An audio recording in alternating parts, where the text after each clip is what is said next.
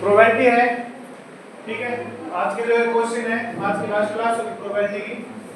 First question आपके पास A and B are independent events, आपके पास दो इंडिपेंडेंट इवेंट्स है, ठीक है। Such that probability of A is equal to 0.4, probability of B आपके पास p है and probability of A union B 0.6 है, then value of p is, हमें वैल्यू ऑफ p निकालनी है। तो हमें ये पता है कि probability of A union B is equals to probability of A plus probability of B minus में probability of A intersection B होता है, चलिए। और हमारे को ये गिवन है कि हमारे पास जो डिपेंड ये हमारे पास में इवेंट्स है, दोनों इवेंट्स जो से A और B है, एक इंडिपेंडेंट इवेंट्स है, तो इसकी वैल्यू हो जाती है इंडिपेंडेंट इवेंट्स की probability of A में probability of B। तो यहाँ पर हमें बाकी से भी एलिमेंट्स की वैल्यू होता है probability of A is equals to u, इसकी वैल्यू क्या हमारे पास में 0.6, ये हमारे पास में 0.6 है। प्रोबेबिलिटी ऑफ A हमारे पास में 0.4 है, तो यहाँ पर आप इसको यहाँ पर लेकर आएंगे तो 0.4, चलिए। यहाँ पर आपके पास है प्रोबेबिलिटी ऑफ B, यानी कि आपको P की वैल्यू फाइंड आउट करनी थी। Probability of A into probability of B, probability of A हमारे पास में है 0.4 और यहाँ पर वैल्यू दे रखी है आपके पास में प्रोबेबिलिटी ऑफ B इज, अगर आप यहाँ से 1 में से 0.4 आपके पास P आप कॉमन लेते हैं, P आपने कॉमन लिया 1 माइनस में 0.4, आपके पास वैल्यू आई 0.6 इज इक्वल टू, यहाँ पर वैल्यू है 0.2, ठीक है। पॉइंट से पॉइंट अगर कैंसिल आउट करते हैं तो आपके पास B की वैल्यू आएगी 1/3। कोई डाउट है भाई? नेक्स्ट क्वेश्चन आपके पास है कि A एंड B आपके पास इंडिपेंडेंट इवेंट्स आपके पास गिवन है, प्रोबेबिलिटी ऑफ A डैश आपके पास ये है, तो प्रोबेबिलिटी ऑफ A आपके पास में आएगा 0.35, क्लियर है। नेक्स्ट आपके पास है probability of A union B, जिसकी वैल्यू आपके पास में 0.65, और नेक्स्ट आपके पास प्रोबेबिलिटी ऑफ B आपके पास P दे रखा है, तो आप यहां पर आप वैल्यू चेक करेंगे। A यूनिट B आपके पास में 0.65 है, is equals to probability of A 0.35, आप यहाँ पर माइनस कर दीजिए इसको, is equals to P times of minus में आपके पास यहाँ पर वैल्यू फिर से आप इसको अरेंज करोगे तो आपके पास में प्रोबेबिलिटी ऑफ P आप निकाल सकते हैं। कोई डाउट है तो पूछ सकते हो। अगर 75 का आपके पास में आंसर है C 2/5, किस किसका है भाई?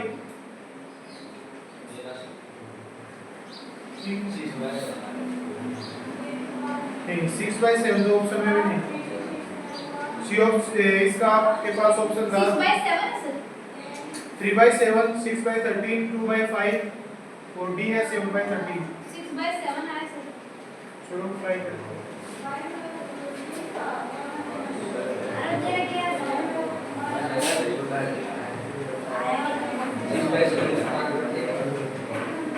हमारे पास में ये है probability of A union B आपके पास में वैल्यू दे रखी है, आपके पास में 0.65, प्रोबेबिलिटी ऑफ A आपके पास में 0.35 है। अगर आप इसको यहाँ पर लेके आके तो आप इसमें से माइनस करना है तो आप डायरेक्ट माइनस कीजिए इसको, ठीक है। तो आपके पास वैल्यू आई 0.3, ये आपके पास वैल्यू है 0.3 इज इक्वल्स टू, यहाँ पर P ऑफ B यानी कि आपके पास P वैल्यू है माइनस में probability of A, probability of A आपके पास में क्या है 0.35, ठीक है, इनटू में प्रोबेबिलिटी ऑफ B आपके पास में P दे रखी है 1, P में से आप इसको 1 में से आप माइनस करोगे तो 0.65 आपके पास वैल्यू आएगी, ठीक है। 0.65 क्या तो आपके पास यहाँ पर वैल्यू आई कि P is equal to 0.3 divide by 0.65, ठीक है। आप पॉइंट से पॉइंट कैंसिल आउट भी हो गए हैं, तो आपके पास वैल्यू आई है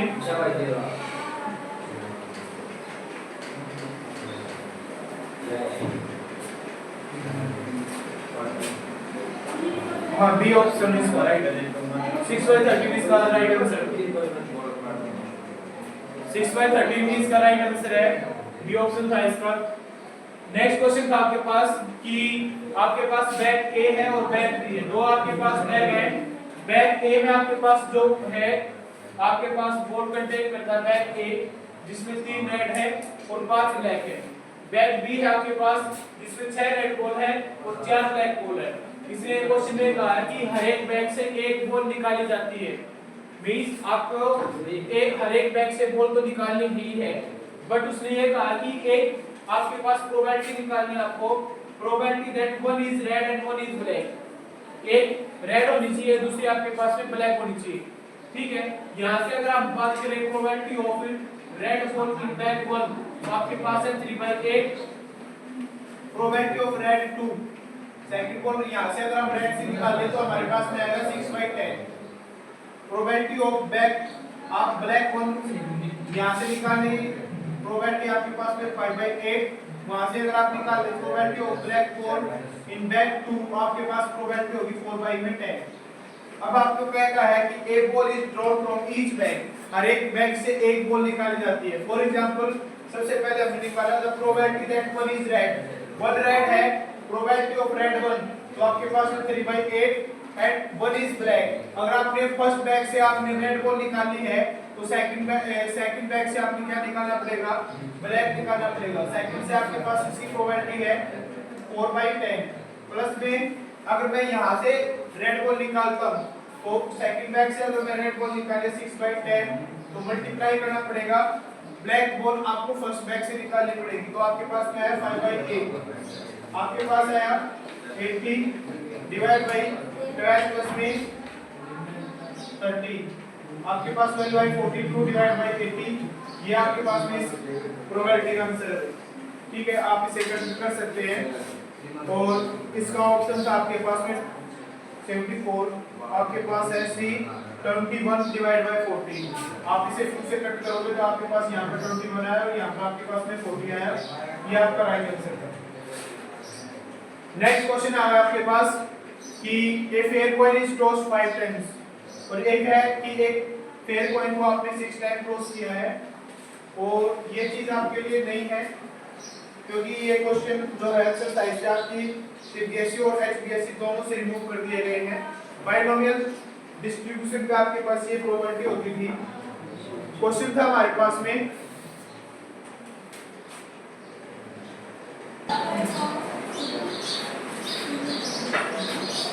नेक्स्ट क्वेश्चन था आपके पास कि एक कॉइन को आपने 6 टाइम टॉस किया है।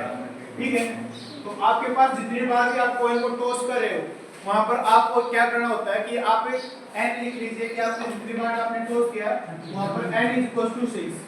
ठीक है, नेक्स्ट आपके पास ये कहा है कि what is the probability of getting at least 3 head. ठीक है, यहां पर क्वेश्चन में क्या कहा गया है कि एटलीस्ट 3 हेड की आपके पास में प्रोबेबिलिटी निकालनी है।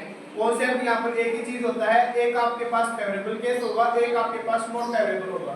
जो फेवरेबल होता है उसको आप P से लिखते हैं, जो नॉट फेवरेबल है उसको आप Q से लिखते हैं।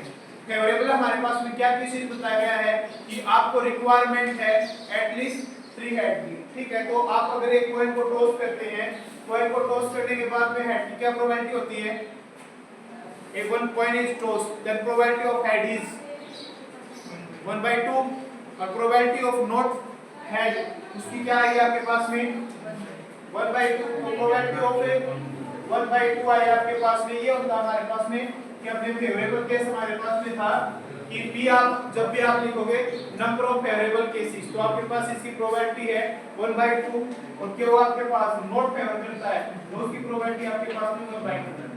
आपने निकालना क्या है कि एटलीस्ट 3 हेड आपके पास में गेटिंग एटलीस्ट 3 हेड, तो आपको इसकी प्रोबेबिलिटी निकालनी है।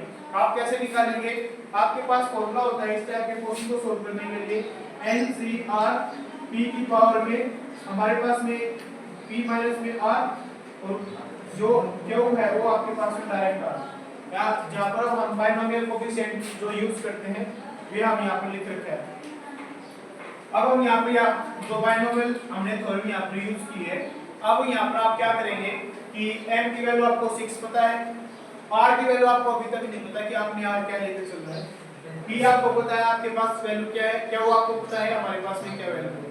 ठीक है, तो हमारे पास में क्वेश्चन ये कहा है कि एटलीस्ट 3 हेड। एटलीस्ट 3 हेड का मतलब क्या है? कम से कम 3, ज्यादा से ज्यादा कितने भी हो सकते हैं, ये कहा है। तो कम से कम 3 हमारे पास में, तो कम 3 हेड हो सकते हैं। जब आप एक पॉइंट को आप टॉस करना है तो उसके अकॉर्डिंग आपके पास मैक्सिमम 3 हेड हो सकते हैं। आपने 6 टाइम टॉस किया है, हो सकता है कि आपके पास 4 हेड आ सकते हैं, 5 हेड आ सकते हैं, 6 हेड आ सकते हैं, बट इससे ज्यादा नहीं आ सकते क्योंकि आपने पॉइंट को टॉस ही 6 टाइम किया। तो आपके पास में जो केसेस बने 3, 4, 5 एंड 6 आए। तो आपके पास इस क्वेश्चन के जो आप सोल्व करोगे, एन आपके पास में था 6 C 3, जब आपने एटलीस्ट 3 हेड का केस लिया इनटू में p आपके पास में 1/2, 6 में से 3 गया आपके पास में 3 बचा और 1/2 आपके पास तो प्रोबेबिलिटी ऑफ क्या है, और यहां पर प्रोबेबिलिटी 3 प्लस में 6C4 यहां पर 1/2 इसकी प्रोबेबिलिटी 2 है और 1/2 की प्रोबेबिलिटी आपके पास में 6 है, प्लस 6C5 1/2 इसकी प्रोबेबिलिटी 1 इनटू में 1/2 इसकी प्रोबेबिलिटी आपके पास में 5 प्लस में 6cc और यहाँ पर आपके पास में 1/2 इसकी प्रोबेबिलिटी 0 और इसकी प्रोबेबिलिटी आपके पास में 6। क्लियर? ये प्रोबेबिलिटी है आपके पास में बाइनोमियल डिस्ट्रीब्यूशन में। आपके पास पहले एक्सरसाइज होती थी, उस टाइम में ये क्वेश्चन आपसे पूछे जाते हैं, ठीक है। बट कॉम्पिटिशन आप एग्जाम में अगर आप दे रहे हैं तो आपके पास में ये क्वेश्चन आज पूछे जाएंगे, सिलेबस से रिमूव किए गए, कंपटीशन एग्जाम से रिमूव नहीं किए गए। नेक्स्ट आपके पास क्वेश्चन था एक कॉइन इज टॉस्ड 5 टाइम्स, यानी कि आपके पास n की वैल्यू अब आपके पास में 5 है, ठीक है। n की वैल्यू क्या आपके पास में 5 है। क्वेश्चन में क्या कहा गया है, the probability that the tail appears an odd number of times. Odd number of times का मतलब है कि आपके पास में ओड कितनी बार आता है, इसमें ओड्स ये होता है, जैसे कि अब की बार हमने यहाँ पर लेके चले हैं कॉइन को टॉस किया, आपके पास टेल आया, ठीक है। फर्स्ट टाइम आपने कॉइन को टॉस किया, आपके पास में आया टेल, ठीक। उसके बाद आपके पास हेड आया, फिर उसके बाद फिर से टेल आया, यानी कि टेल हेड के बाद हमेशा टेल आएगा और टेल के बाद हमेशा हेड आएगा। ये केस होता है ओड अगर हम लेके चले। नेक्स्ट आपके पास में कि फेवरेबल नंबर ऑफ केसेस, अगर यहाँ पर हम बात करें probability that tail appears, tail appears यानी कि प्रोबेबिलिटी क्या आपके पास में 1/10 1/2, अगर हम जब भी कॉइन को टॉस कर रहे हैं, ठीक है, p की वैल्यू भी 1/2 होगी, q की वैल्यू भी 1/2 होगी, नंबर ऑफ यहाँ पर ट्रायल्स जो n आपके पास है उसकी वैल्यू 5 है। यहाँ तक हो गया फेवरेबल नंबर p से हमें यहाँ पर पता चल गया कि 1/2 और q हमारे पास में नॉट टेल के लिए आपके पास में है 1/2। अब है ओड नंबर ऑफ टाइम्स आपके पास, एक बार हेड आया तो दूसरी बार टेल, फिर टेल के बाद फिर से हेड और फिर फैक्ट, उसके बाद हमारे पास में टेल आएगा। ये इस टाइप से क्वेश्चन करना।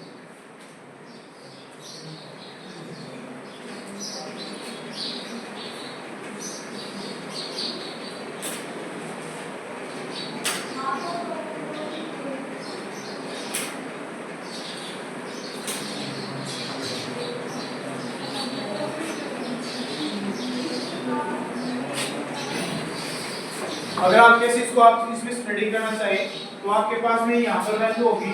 अगर आपने इसका आंसर करना, जैसे कि ओड नंबर ऑफ टाइम्स मैंने बताया कि ओड्स नंबर ऑफ टाइम्स आपके पास में इसमें 10 अपीयर होगा।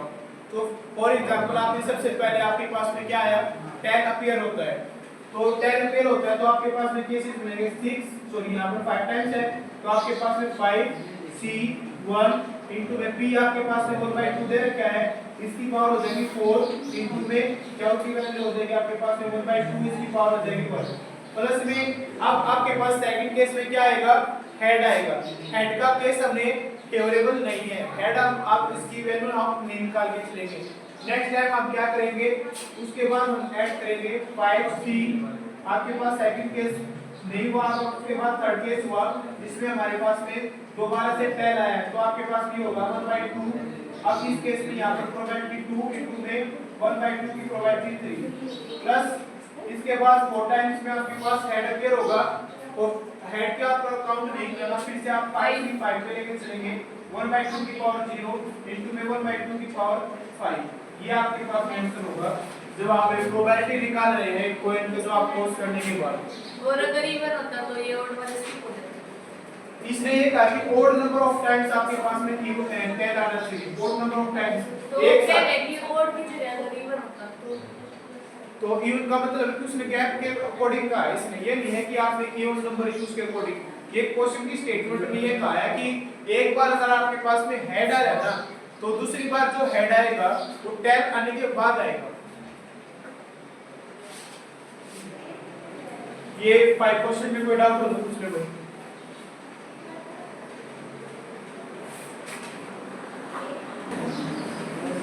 नेक्स्ट तो क्वेश्चन आपके पास, बाकी सभी प्रोबेबिलिटी पे आपने क्वेश्चन स्टडी कर चुके हैं आप, ठीक है। मल्टीप्लिकेशन हो चुकी है, कंडीशनल हो चुकी है, उसके बाद हमारे पास में था इंडिपेंडेंट इवेंट्स की आपके पास प्रोबेबिलिटी स्टडी कर चुके हैं, और था हमारे पास में बाइनोमियल, और ये लास्ट में रहती है बेस्ड थ्योरम। बेस्ड थ्योरम के ऊपर अब आपके पास क्वेश्चन है। क्वेश्चन ये था कि आपके पास दो बैग है, bag A and bag B. Bag A में आपके पास 2 व्हाइट बॉल है और 3 रेड बॉल है। बैग बी आपके पास 4 व्हाइट बॉल है, 5 रेड बॉल है। वहां से एक बॉल आपने निकाल ली है, ठीक है, और वो जो बॉल है, ठीक है, आपके पास ये पाई जाती है वो रेड बॉल है। तो रेड बॉल है, एक बॉल यहां से बॉल से भी एक बैग में से निकाली, और वो बॉल हमने जो निकाली है वो हमारे पास में रेड बॉल है। हम ये पूछना चाहते हैं कि आपके पास में प्रोबेबिलिटी आपको बतानी है कि वो जो रेड बॉल निकाली है वो कौन से बैग से निकाली है, बैग बी से।